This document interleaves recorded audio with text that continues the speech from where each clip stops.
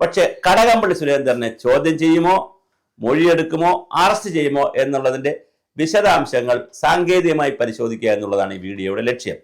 അല്ലാതെ അറസ്റ്റ് ചെയ്യാനൊന്നും അല്ല, എന്റെ സാങ്കേതികത്വം പരിശോധിക്കാനാണ്. മന്ത്രിമാർക്കും പഞ്ചായത്ത് പ്രസിഡന്റുമാർ അല്ലെങ്കിൽ MLA മാർ, മന്ത്രിമാർ, MP മാർ, ഇങ്ങനെ ജനപ്രതിനിധികൾ, മുഖ്യമന്ത്രി, ജനപ്രതിനിധികളുടെ അധികാര കേന്ദ്രത്തിൽ ഇരിക്കുന്നവർക്ക് 100 കണക്കിന് കത്തുകൾ കിട്ടും. 100 അല്ല, മന്ത്രി ഓഫീസിലൊക്കെ 1000കണക്കിന് കത്തുകൾ കിട്ടും. ഒരു ബണ്ടിൽ കത്താണ് മന്ത്രി ഓഫീസിലൊക്കെ ഒപ്പിടാൻ കൊണ്ടുവയ്ക്കുന്ന മന്ത്രിക്ക് കിട്ടുന്ന നിവേദനം.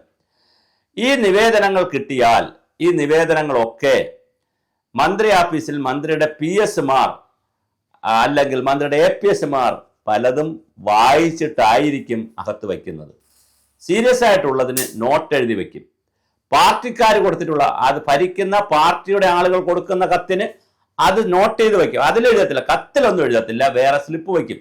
ഇത് ജില്ലാ സെക്രട്ടറി തന്നതാണ്, ഇത് സംസ്ഥാന സെക്രട്ടറി ഇന്നയാള് ജോർജ് തോമസ് തന്നതാണ്, അല്ലെങ്കിൽ മറ്റേ പൊടിപ്പാറ തന്നതാണ്, അങ്ങനെ ആരാണ് ഇവിടെ കത്താണെന്നൊക്കെ വെച്ചൊക്കെ ഒരു ഹിന്റ് മന്ത്രിക്ക് കൊടുക്കും. ഒന്നാമത്തെ വിഷയം ബ്രീഫ് ചെയ്ത് കൊടുക്കും ഈ ചേട്ടന്മാര് ഈ കത്തിന്റെ വിശദാംശം. അല്ലാതെ എല്ലാ കത്തും ഇങ്ങനെ വിശദമായി മന്ത്രി വായിച്ചല്ല ഒപ്പിടുന്നത്. ഒന്നാമത്തെ കാര്യം, അങ്ങനെ പറ്റത്തില്ല. ഫയൽ പോലും അങ്ങനെ പറ്റത്തില്ല. 100 കണക്കിന് ഫയലുകൾ വരുമ്പോൾ എല്ലാ കാര്യവും വായിച്ച് ഫയൽ ഒപ്പിടാൻ പറ്റില്ല. പക്ഷെ ഫയലൊക്കെ പഠിക്കുന്നത് APSമാരും PS മാരും ഒക്കെ ആയിരിക്കും. അപ്പൊ അത് ഒരു വകുപ്പുണ്ടെങ്കിൽ ഓരോരുത്തർക്കും വീതിച്ചു കൊടുത്തിരിക്കും. ആ വകുപ്പിന് കീഴിലുള്ള സ്ഥാപനങ്ങൾ ഓരോരുത്തർക്കും. ഇപ്പോൾ ഇറിഗേഷൻ ആണെങ്കിൽ ഇറിഗേഷനിലെ വാട്ടർ അതോറിറ്റി ഒരാളായിരിക്കും നോക്കുന്നത്, പിന്നെ ഡാമിന്റെ കാര്യങ്ങൾ ഒരാളായിരിക്കും, ഒരു APS ആയിരിക്കും. ഇങ്ങനെ ഇറിഗേഷൻ, മൈനർ ഇറിഗേഷൻ ഒരാളായിരിക്കും, മേജർ ഇറിഗേഷൻ ഒരാളായിരിക്കും, CWR ഇല്ല, ഗ്രൗണ്ട് വാട്ടർ ഒരാളായിരിക്കും. അങ്ങനെ പല ഏജൻസികളായിരിക്കും നോക്കുന്നത്.